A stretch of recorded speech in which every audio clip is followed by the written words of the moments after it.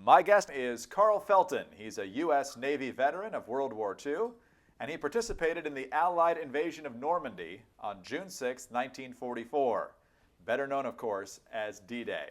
And Carl, thank you so much for being with us. Thank you for having me. Well, let's start at the very beginning of your story. When and where were you born? I was born in Somerville, Massachusetts, on February the 6th, 1926. And what was your life like growing up as a kid? Sports. All the sports. Everyday sports. Should have been more academic in school, but sports. But a happy life. But it was during the Depression, if you get more specific. I was born in 1926. The Depression set in at 1929. And as a result of that, there was a lot of panic. People who were fortunate enough at that time to have stocks were losing them. People who had money in the bank were running to the bank to get their money out before the banks closed. There were people who lost their jobs. A lot of people were unemployed. They were unable to pay their rent, enough money to buy groceries for their families. And programs were set up to help them with food. And there was a sad situation at that time. Wages then, of course, were very, very low to begin with. If a person had a good job, they might make $35 or $40 a week. Wow. That would be the tops at that time. Wow. So you were 15, almost 16 years old, when the Japanese attacked Pearl Harbor. What do you remember about your reaction to that? Unbelief, really. We'd heard about the war over in Europe, but that was a surprise, to the nation. December 7, and they didn't foresee that, and were not properly prepared as a result. They didn't expect it. Pearl Harbor, yeah. So you graduated high school in 1943, and you also joined the service that year. Yeah, I graduated in 1943 in June. My family then moved to Maine, Augusta, Maine, from Massachusetts. My father got a job up there. And from there, I joined the Navy in Portland, about 60 miles south of Augusta, and took a train down there, and late fall, maybe October or November of 43. I was 17 at that time. I turned 18 the following February 44. Talk about your training a little more. What did they train you to do? Well, we had boot training up in Sampson, New York, and that lasted probably 2 months or so. And they had a variety of different things that they were teaching, rowing a boat and things like that, which most of us didn't know anything about. If we didn't know how to swim, we were placed into a big, huge swimming pool. I didn't know how to swim at all. And they had different pools. I was in one for about a half hour, and they said, that's good enough, good enough. Get into the next one. I got into the next one for a little while. This is one after another. I said, no, you're better than that. Get the next one. Well, the next one was, way over your head. And I said, that's good enough. I didn't learn how to swim. I didn't know how to swim. But in any event, the next step was to climb up very high on a ladder where there was a platform on top and a swimming pool in the bottom. And it was probably the height of 2 houses, So I climbed up there. You were supposed to jump down, May West. And I was frightened of that, water, jumping. So I saw one person standing off to the side, and he apparently refused to jump. He just could not do it. And I saw that happen, so I walked over to him. I said, I'm going to go to where he is. I'm not going to jump either. He got away with it. Maybe I can get away with it too.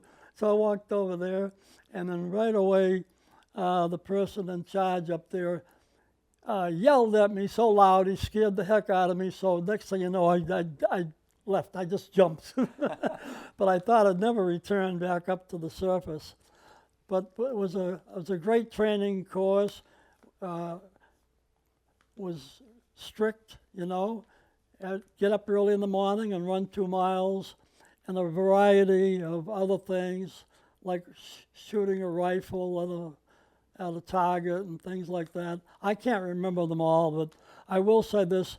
They had different companies, maybe 100 people in each one, and in charge was a chief petty officer who was very nice, very understanding. They were all young and were trying to learn, and he was trying to teach us stuff. The big jump that you talked about that they had you do, that was the height of 2 stories, was that so if you had to jump ship, you had experience doing it? Well, that's why they were doing it, Yeah. in case you had to jump off of a ship. Wow. Yeah.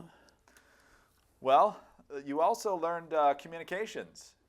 That was your position later on D-Day. So how did you learn communications aboard the Ceres or any other ship? Well, upon leaving Sampson, New York, we got on a train, went down to Pier 92, New York City. We're there for a little bit in Brooklyn in a hotel, I guess. And then they put us on a truck, all travel by truck, squeezed in to the Queen Mary. And the Queen Mary took off from New York City, and nobody knew where we were going. Always in the dark, you don't know. But we did know that it was traveling south. So people used to be saying, where are we going? Where are we going? Other people would say, well, it's getting warm. We must be going near Florida or somewhere. But what it was, they were avoiding the area between England and New York, where the U-boats were frequently sinking ships, crossing back and forth. That was the purpose for that, we learned later. Then went up across Spain and up into Scotland. Upon arriving in Scotland, I'd say for a week or so, we were just there. And then one day, some officers summoned everybody together. We had maybe a couple hundred sailors and a big circle, and the officers were in the middle, and we didn't know what it was all about. But anyway, they eventually said, we need volunteers for demolition. Well, at that time, I maybe didn't study enough in school, but I did not know the word demolition.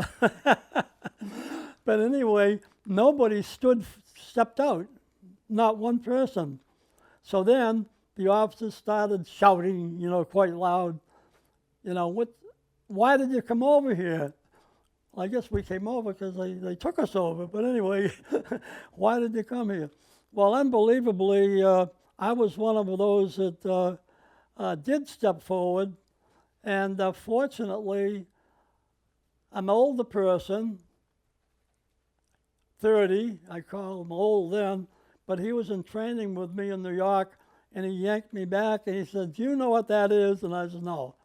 He said, that's for the mine sweepers. He said, before D-Day. He said, you do not want that. So I think obviously what they did then, they selected people out of just picked names, I guess.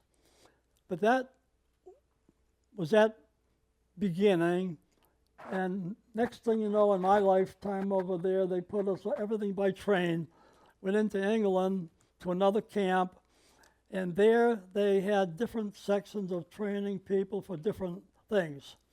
And I was put into communication area to learn the Morse code and to be a signalman, flags, and then the Morse code with the light. So I liked that, and I picked it up, pretty good. So then I became able to communicate, with the light. Now the light, I might say, the light, if you want to know a little bit about the light, it's a Morse code, ABC, and all of that. But at the beginning of that, it's a blur, just a blur. For example, my name is Carl. To spell my name out would be C dot dash dot dot A dot dash R dot dash dot L dot dash dot dot. So after a while, even after 75 years, it's ingrained into you. So to communicate properly, you do it slow, make sure the spaces are there, and the same thing in receiving the light from somebody else, do the same way. But unfortunately, a lot of them went so darn fast, and you can't, like a person talking too fast. So you have to really space it out to do it properly. Amazing. We'll talk more about that. We'll also talk about what happened with you and your ship on D-Day when we come back on Veterans Chronicles. Welcome back to Veterans Chronicles on the Radio America Network. I'm Greg Columbus, honored to be joined today by Carl Felton. He is a World War II veteran of the U.S. Navy and also served at the Allied invasion at Normandy, known as D-Day, which we'll talk about in just a moment. Sir, when were you assigned to the MS series? Well, following the training to be a signalman, we once again got on a train and went to Plymouth, England, on the shore, and once again went into barracks. And during a period of 2 weeks or so, we were doing like working parties, gathering supplies for the ships. And we were in warehouses, some of which were ammunition, and carting that also, transporting it to various ships. And that went on for about 2 weeks. And then after that, by random, all of us were placed on various ships. And I was placed on a British ship called HMS Ceres, C-E-R-E-S. And that was an old 1918 World War I ship, very old. And it was a communication ship. It was not designed at the time to fire, airplanes, because they didn't want to attract attention, apparently. We had a lot of high-ranking officers on that ship, and some German airplanes came by, overhead, and passed by where I was, and then they went inland and dropped some bombs, in there, and then came back out again. And I will never forget when the planes came by, the officers were up top looking at the sky, and a British sailor and myself were up there also. And when the planes came in from the channel, like from France over, he and I would run that way, toward the water and duck.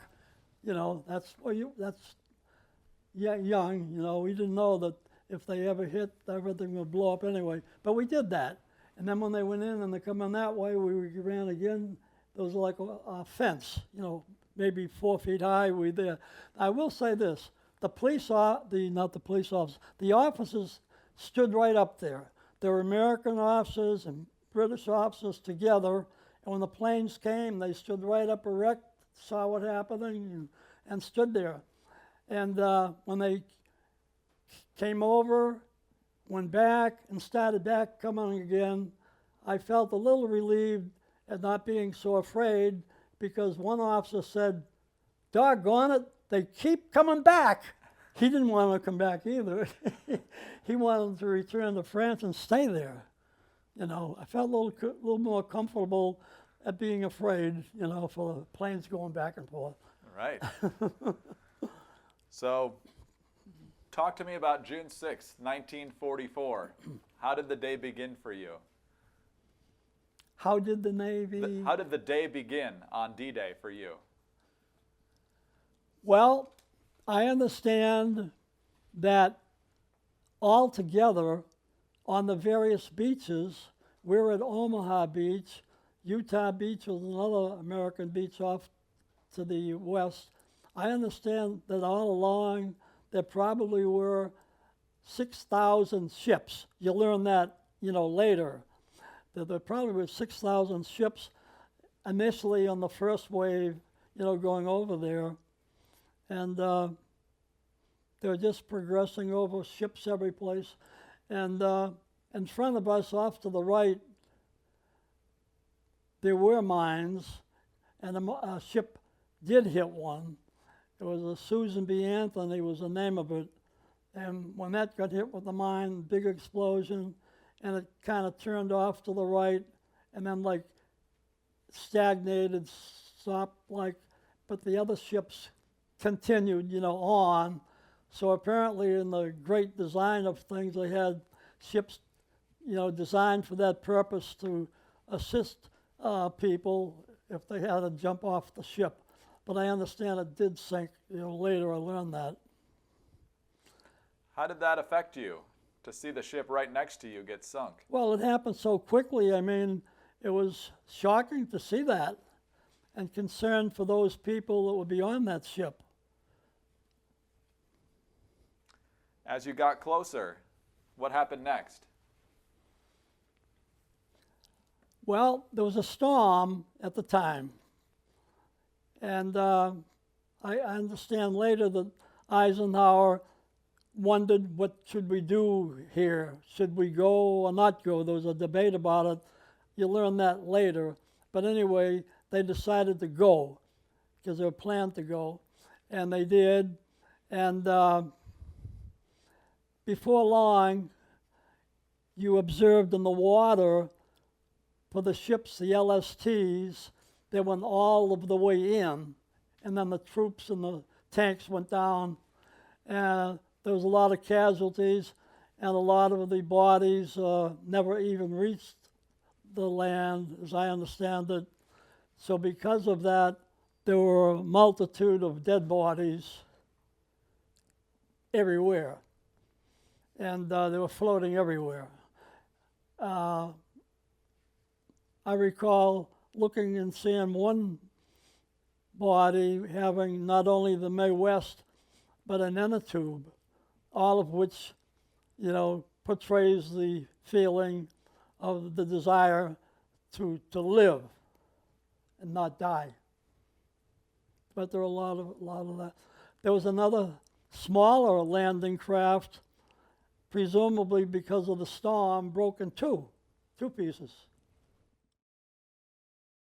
We are back on Veterans Chronicles on the Radio America Network. I'm Greg Columbus, honored to be joined today and in the home of Carl Felton, a World War II veteran of the U.S. Navy, served at D-Day. And sir, we're right in the middle of that story. You mentioned that there were roughly 6,000 Allied ships off of the Normandy coast.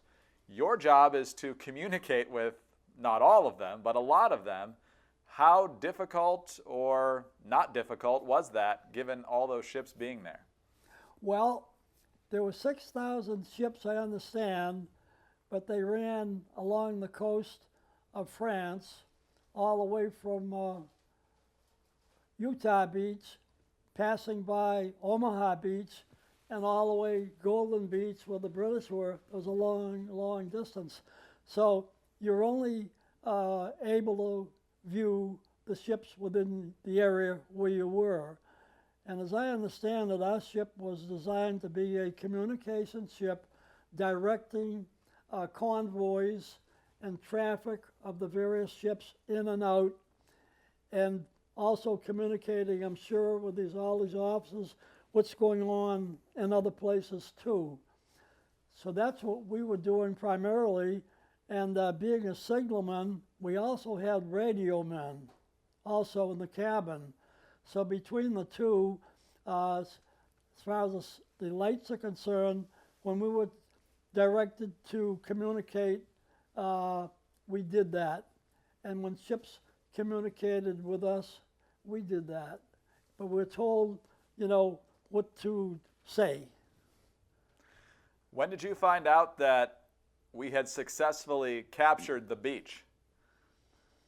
Never. That was ongoing. There was very, very little that I can recall of the German airplanes at that time, coming from France over. It was primarily the United States Air Force going over from England in that direction. There were, however, shells coming out from the beach, from the Germans. Later on, I had an opportunity to go on the land, not initially, but after I had returned to England and I went back again to France on an LST, then we went inland and viewed, what looked like in there, and we noted that they had, like on a railroad tracks, very, very wide railroad tracks with huge guns in there, and underneath they had pillboxes still with the shells, a lot of shells. I don't know how many of those there were, but we did happen to see some. Wow. What was it like to step foot where that immense battle had happened? Well, the thoughts were concern for those that had to continue on. And what they faced in there. And like the Battle of the Bulge situation, which this young lady here, her husband was born in 1925. He was in the Army, and he was involved in the Battle of the Bulge. So it was bad. We heard about that subsequently, how many lives were lost there, a lot of lives. That was a difficult situation there. Yeah. Where did you go after that?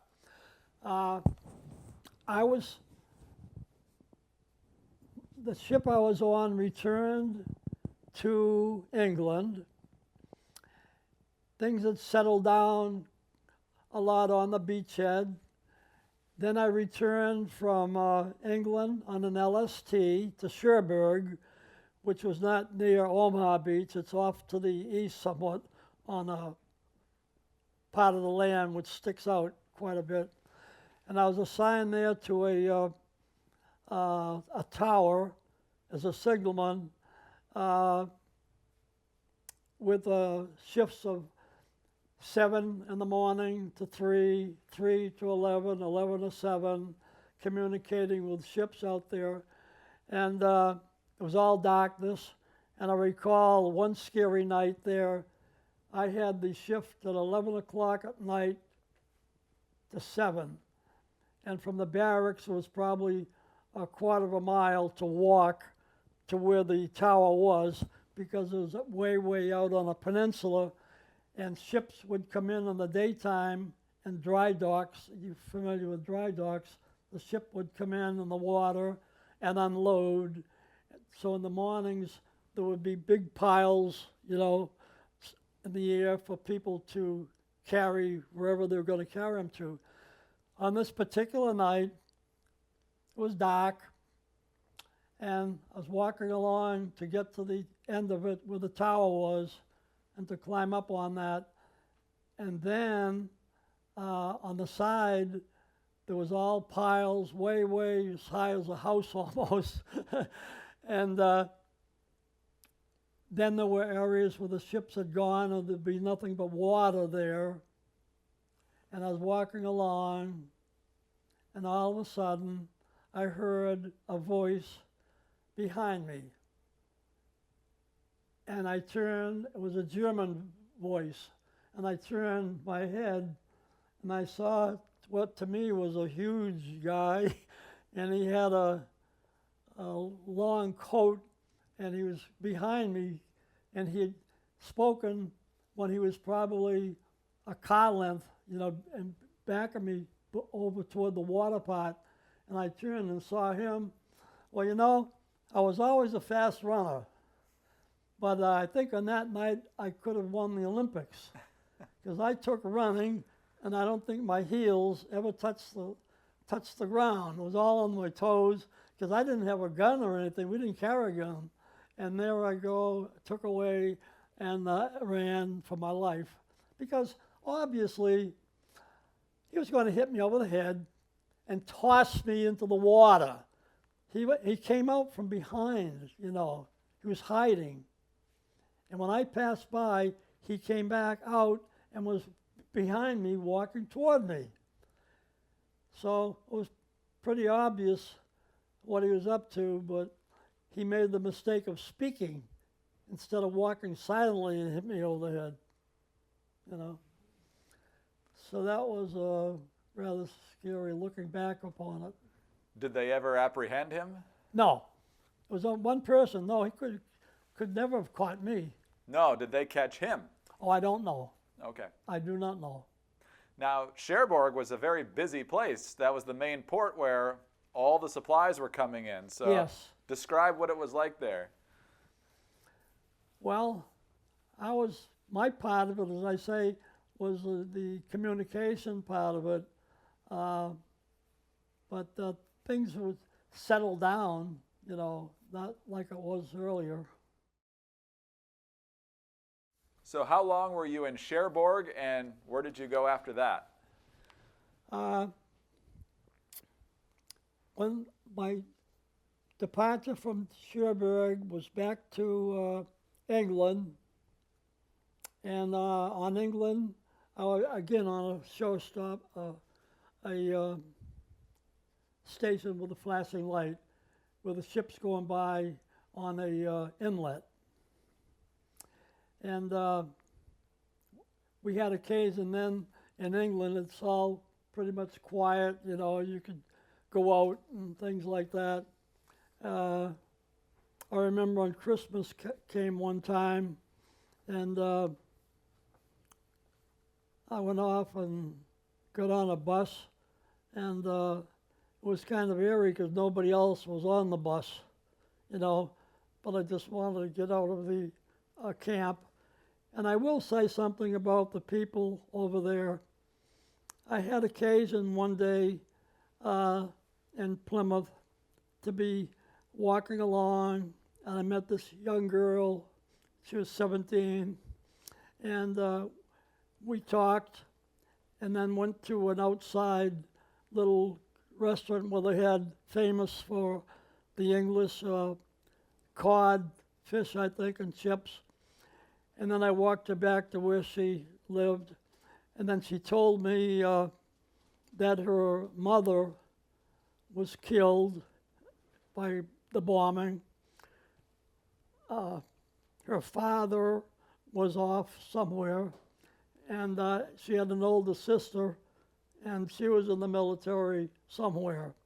So she was staying with some other people that were taking care of her.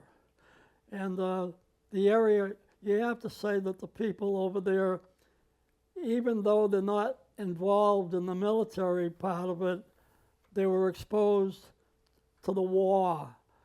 And the churches were down, schools, houses, rubbish, everywhere. So they're part of it all as far as the suffering and the grief and not knowing, you know, where her father was, not knowing where her sister was, but knowing her mother was gone. Then what, sir? After you went back to England, then where did you go? That was rather the termination of my ventures over to France, and I remained on that station. They called it Vicarage Barracks in Plymouth. And then word came that the war was over, and there was jubilation everywhere. And they had a parade, a huge parade, and the Americans, you know, marched along the streets, and the people cheering and everything. And that was that was the termination of it. And a little bit prior to that, they did have me on a destroyer escort for a while, and was more or less patrolling, patrolling. But I will say one thing, was patrolling, but we did have an occasion to venture out pretty good onto the ocean, and we ran into a storm, and the storm was such, you thought the destroyer escort was going to tip over. I mean, it would be going along, and then down, down, down. You'd think it was going to hit the bottom. Then it would hit a wave and go way, way, way back. Then it would turn over to the side. You thought it'd tip over that way. And everybody was down under the eave. Nobody's out. Everybody's down holding on. But the ship didn't sink. But that was, I have to say, quite scary. It was a small ship, destroyer escort. Right. Out in the ocean. Oh, that would be very harrowing. It was. Very. Were you still over in Europe when the Pacific War ended? No. The Pacific War was still going on, and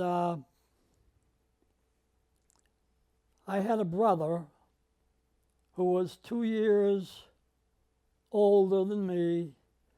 He also joined the Navy when he was 17. He was mechanically inclined, so he was referred to aviation machine school in Pensacola, Florida, and he became very proficient in the airplane engines. He was assigned to an aircraft carrier called CVS Wake Island in the Pacific.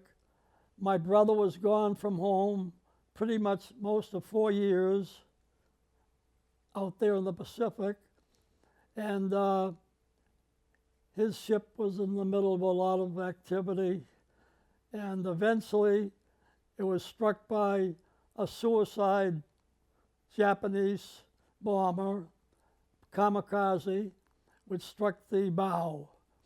The ship didn't sink, and there was no deaths because where the kamikaze suicide bomber struck was at the bow, and that was the sleeping quarters, and at that time everybody was at battle station. But that was scary for him. Absolutely. What was it like to come home for you? Well, strange to say, when you're gone for your family for a couple years, and when you were left, you were very young, and when you come back, it's 2 years later almost, although you have matured somewhat, the fact that there's been that separation for so long, you seem to be detached and somewhat scared almost to come home. And it was very difficult for me to ring the doorbell, because I felt that I didn't know what to say. I felt different, like a different person almost. And I really, on the way home from the Fargo building in Boston to get to Medford, Massachusetts, where my family moved back to, it was hard. It was hard to go in there. But after that, it became relaxed again. But just to get there, you didn't know what to say. But once you hugged them, it was all good. Once you hugged them, it was all good, right? Yes, it was. It was, almost immediately. But there is that strange thing if you don't see anybody for a long time. So you left the service in 1946. Yes, I did. I was discharged from the Navy, I think in April 46, yeah. What did you do in your career after that? When I came back home, I went to Newman Prep in Boston, and there, the professors in there were such that they seemed so much on a higher level that it made you want to learn. In other words, it developed a thirst for learning. You wanted to know things, whereas before in high school, it wasn't that way. But I was very, very, very, very impressed by those professors. They used words and terminology you hadn't heard before. And one professor referred to the class as becoming members of the intelligentsia, and letting us know that knowledge is power. I remember that expression a lot, and it made you want to learn. Then I went to Suffolk University and Suffolk Law School after that. But one thing I carry away about, a war situation, it's sandwiched in between a period of peace between World War I and what we have today.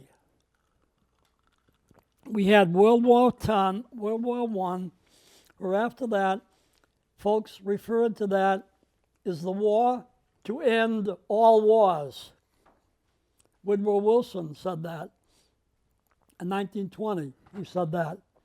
And he promoted that the countries on the planet come together and form what he referred to as the League of Nations, whereby all countries would form a military so strong that no nation would fear, every nation would fear to declare war.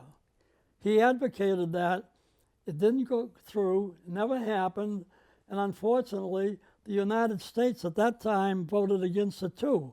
I think they were finished with war, they didn't want to have any more part of it apparently, but the United States did not vote for it either.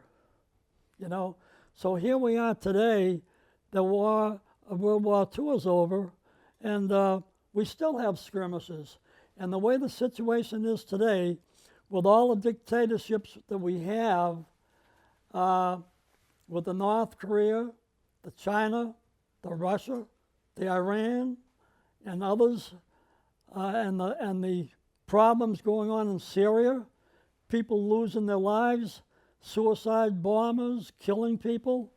We're in a very bad situation, and the remedy for that may not even exist to be able to solve it. Very difficult, very difficult. Back when Woodrow Wilson was there, they had a chance to get rid of dictators if they could try to have everybody have a democratic society. But today, the way things are, it's impossible. I don't think it's possible anymore. Have you ever been back to Normandy? No, I haven't. What would you say you are most proud of from your time in the service to our country? I'm proud of all of them, regardless of what they did. And they put their lives in harm's way. They had no control over where they were going to go. Some had the misfortune to be in situations where it was really tough. For example, Lorna's father on the Battle of the Bulge, and all of those that were in the Air Force, and those that had to be in the tanks, and the infantry people, and hand-to-hand shooting. That's unimaginable. and what was in their mind. They all want to live. Nobody wants to die, but they were there, and that was so sad. I thought of that a lot. It's an amazing. It is an amazing generation, and Mr. Felton, we thank you and the millions of others who. Yeah, and look took at up Joe arms. Kennedy, President Kennedy's brother, that family. Joe Kennedy was his last mission flying the airplane. He didn't have to do it. He volunteered to do it, and then his airplane blew up itself. Yeah. Amazing. Sir, we thank you so much for your time today, and we thank you very much for your service to our country. Thank you, sir. It was my pleasure. Carl Felton is a U.S. Navy veteran of World War II. He served aboard a ship in the English Channel on D-Day, and he has been our guest today on Veterans Chronicles.